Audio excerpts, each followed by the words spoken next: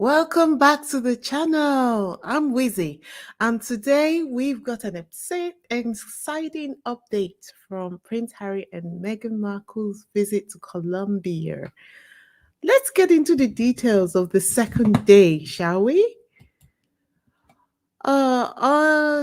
Today being the second day, we are going to kick things off with a quick style breakdown because our sis Megan did not disappoint as per usual. For day two in Colombia, Megan stepped out in a chic business casual look that screams royal. She rocked a brown Loro Piana blazer over a crisp white button up paired with black pants. And of course, she added a touch of luxury with beige and black Chanel flats. Shall we talk about effortlessly polished? And can we also talk about the names of these posh designers that I've never heard of before? They're way above my tax bracket for sure.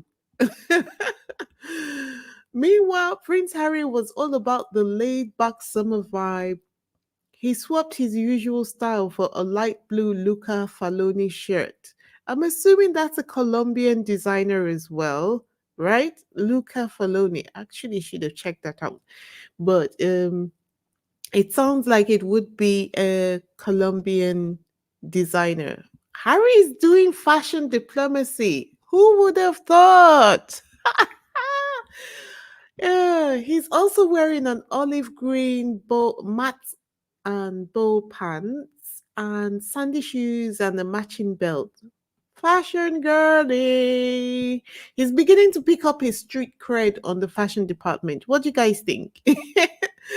It's a perfect blend of casual and cool. Wouldn't you agree? Look at my Harry becoming a fashion girly. I mean, when you've got a wife like Meghan, of course, your fashion is going to definitely change. Besides, on a serious note, though, the amount of scrutiny that both of them are under requires them to be on point as far as everything is concerned, not just fashion. So, am I surprised to see that Harry's fashion game has been upgraded? No, not at all. Quite expected and normal. I love the blue against his skin, though. He's looking quite good with it, looking very good, as a matter of fact. But it wasn't just fashion as per usual. Harry and Meghan, as we know, have a packed schedule. They visited a school called Collegio La Giralda, which is a different school to the one they visited yesterday. It's quite a unique school in that it is dedicated to social emotional well being. And from the moment they arrived, it was clear that this wasn't just a formal visit. It was all about connecting with the students and getting involved.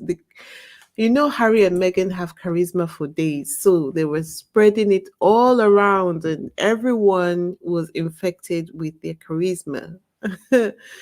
The couple stopped and the couple stopped by an art class where they admired the students' creativity, and then they headed to the kindergarten classroom. While they were there, they worked on puzzles, and Megan even had a sweet moment when she mentioned her son Archie when she was talking to one of the kids. She said, "You're the same age as my son Archie," and she said it in perfect Spanish. Oh my God, can you imagine the cuteness overload? Cuteness overload. What I love though is that she and Harry are just so proud of each other because it wasn't just Meghan who was speaking Spanish. Even Harry seems like he has picked up a one or two things, and he impressed everyone with his language skills. He asked the children their names and ages in Spanish. And as we have already said, Megan was right at home with the language. And I'm guessing that that's thanks to her past experiences in Argentina and Spain. It's one thing to be a global figure, but it's another to make the effort to actually connect with the locals in their language. And I'm guessing they nailed it. What do you guys think? Do you think that they nailed it? Do you think that it was just looking I think that they nailed it. The what I'm most impressed about is that Harry took the time to try and learn the language. For some reason, English people find it very difficult to take on other people's languages. Of course, unless it is Chinese or um, Japanese, which are languages that they think would benefit them because these are the emerging market languages. So they take the time to actually study, not just be knowing a few words, not just being conversational, but having a deep cultural understanding of the language, their cultures and customs. They actually have schools for that here in the UK.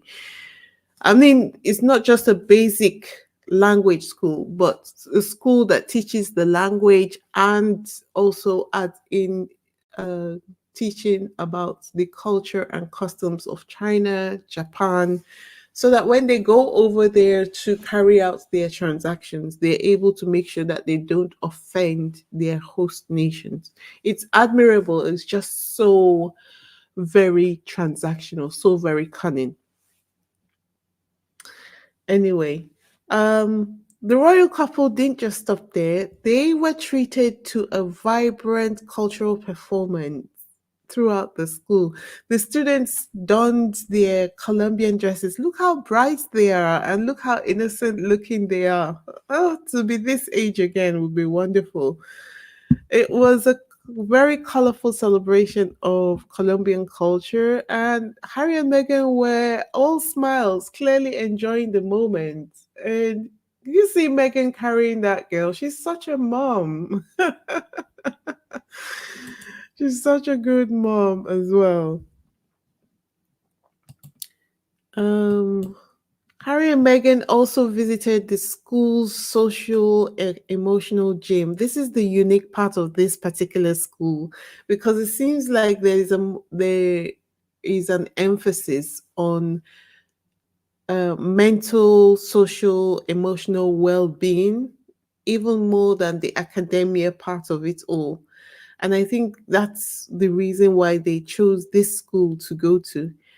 Um, so in the school, they have a space called the Social Emotional Gym. It's a space dedicated to mental health, which we all know is a cause close to their hearts. And I'm sure that it's one of those things that they would look at, admire, and probably think about how to either replicate it, but adapt it to something either more elevated or something different. Just the same way Harry saw the Warriors games and decided that he wanted to do it globally, and then he came up with Invictus Games because this is such a unique concept that in a school you have an area which they call the social emotional gym. When you're having issues or conflicts, you go in there to try to um, manage the conflict in a way that both parties having the conflict are taken care of emotionally. I think that's so great, especially with a country that has been known for violence in the past. There must be a lot of children, a lot of homes that were impacted by the violence of their narcotic trade past in the various ways that it tends to affect homes. So the fact that they've spent so much time researching how to heal the generation coming up behind the ones that were carrying out these ridiculous acts is admirable, actually. This is a country that wants to heal from the inside out. Harry and Meghan also participated in the different stations with the student managers, learning about the techniques the kids use to manage, balance their mental and emotional well being. I mean, it's one thing to talk about mental health, but seeing them engage with the kids in such a hands on way, it really shows it really shows their commitment to the cause of mental health and the impact of being alive, I suppose, on your mental health, and especially when it's been impacted by trauma.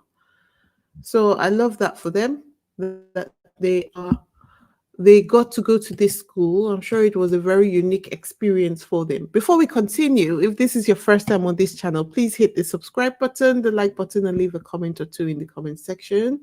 If you have visited before and you have not yet subscribed, let today be the day you decide to subscribe. Stop playing. Go on, subscribe. For all of you who have been rocking with me from the beginning, thank you, thank you, thank you. Don't forget to leave a comment in the comment section. Also, hit the like button. Hit the like button, please. As you are listening to me right now, please go ahead, hit the like button. As you know, when we are putting out these positive stories, our channels get reported all the time by the derangers. What keeps the channels up is the amount of likes that we get on the channel. For real, for real. So please, even as you're listening to me right now, please just turn your phone over and hit the like button, okay? Now, let me just check the comments before I continue. Uh, he said, Megan looks like one of the students. She does, doesn't she? She does. That woman is aging backwards. Whatever she's doing, I want to be able to do it too. I need some of that as well. Joan says, I remember when Harry wanted to learn some phrases in the language of one of his charities. Yes, he's always been open to that, hasn't he? So, it's just that I only made that comment because most of the English people that I see, they, I don't know what it is, whether they feel very intimidated by the awkwardness of learning a new language. And so they hide behind, oh, I can't pronounce that, and leave it at that. And then it comes off as though they're being arrogant, when the reality is they're insecure, and they are feeling awkward about how they sound, because whatever they say as they are beginning to learn a new language is not going to be right until they do it a few times or many times before it becomes and begins to sound right. So that initial stage really intimidates them to the point where they just sound like, oh no, I can't pronounce that. And then they come off sounding arrogant. I'm not discounting the fact that they have those people who immediately dismiss a language just because it's not English. But I'm talking about those people who would have been minded to even try. I have had people um, I've worked with in the past look at some names which you would think that they wouldn't even try to pronounce, but they do have a go at it, and I always applaud them so well just because of those people who don't even make an effort. And so when I see them making an effort, I'm like, oh, well done, well done, well done, you made an effort. Just as a way to encourage them to continue to open up. Sometimes it helps, sometimes it doesn't, but hey ho. Um, so after this heartwarming event this morning, Harry and Meghan weren't done. It didn't stop for them. We understand is that they are going to be going to the Invictus team in Colombia, and they are going to, so this is written in Spanish. It's Centro de Rehabilitación Inclusiva in Bogota. I didn't murder that too badly, actually. It made a good go of it. Centro de Rehabilitación Inclusiva in Bogota. I'm clapping for myself, even if nobody will clap for me.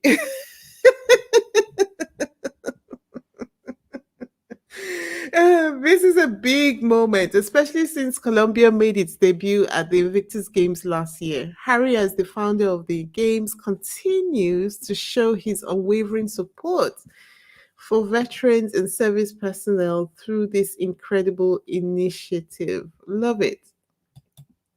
Love it, love it, love it. But while the Sussexes are making headlines for all the right reasons, you know that the Rangers, they can't sit still, even though they say the Sussexes are irrelevant and they keep on swearing up and down and back and forth and all around, then they're not going to talk about them anymore, but they just can't help themselves. So let's have a look at what they've come up with today. And I have titled this segment The Rangers on 10 because they never seem to come out of rage mode, right? They're always raging. They're always incandescent with rage. They always, they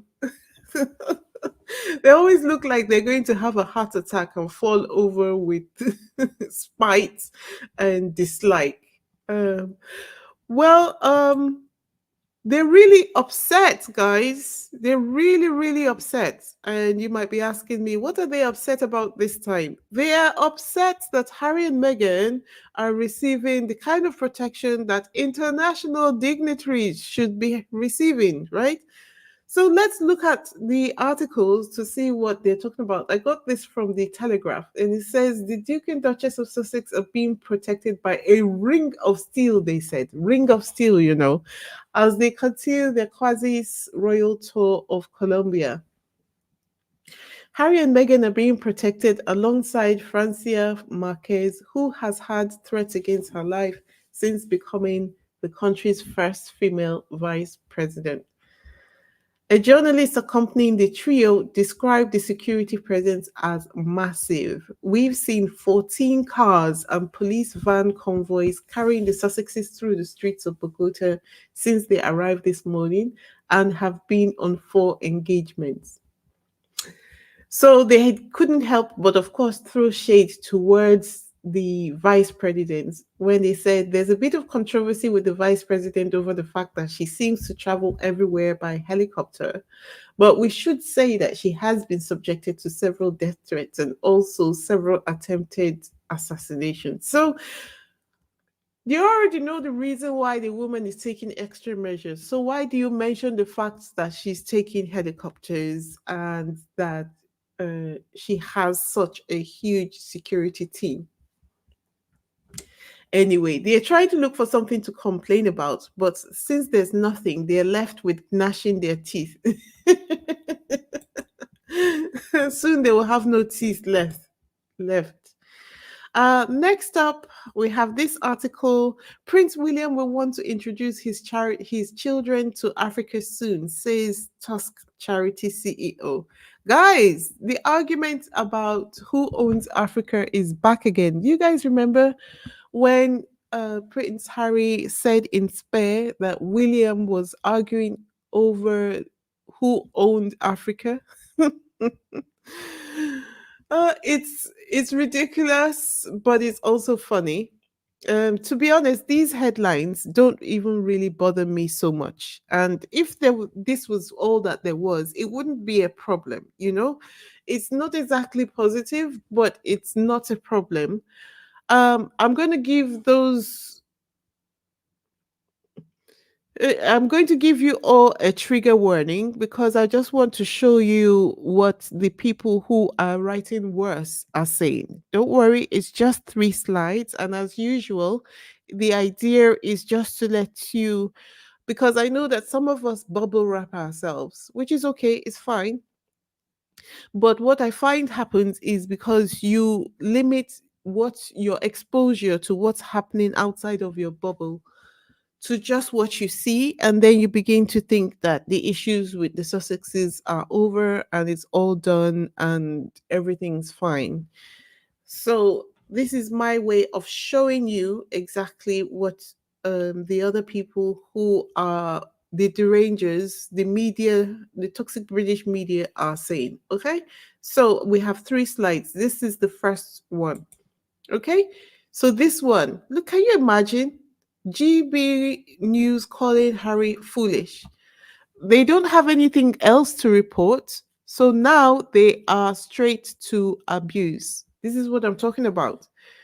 You can report the news, you can report it even if the news is embarrassing, even if it exposes you for doing something you would really wish people wouldn't do. But don't you think you're crossing the line when you become abusive? What right do you have to aim abuses at someone just because you don't like what they are doing? Meanwhile, what they are doing is not harming anyone. They're actually even trying to help people. Okay? Another one is this one, flirting with corruption.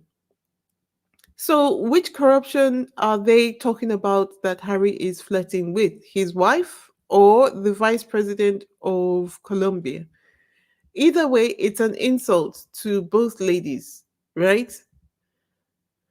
And then this one, clueless.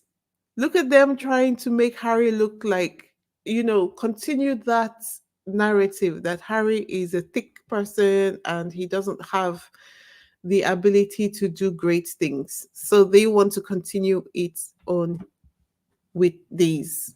So, as I said, it's just my way of reminding everyone of, I know you all know, please no one send me any message saying we know that there is a smear campaign. I know you know, but there are some people who are just joining us, who are just becoming aware of the smear campaign. Okay, so it's just to say to those who would want to be part of the campaign, working against the smear campaign that the toxic British media are waging against Harry and Meghan. If you want to be part of the ongoing work that I am doing, you need to join the channel membership to be part of the conversation where we are doing I have begun work to tackle the smear campaign. Okay? You need to be part of the channel membership for you to have the updates and be part of the conversation, the exclusive interviews. Join me in the various appointments that I'm going to have.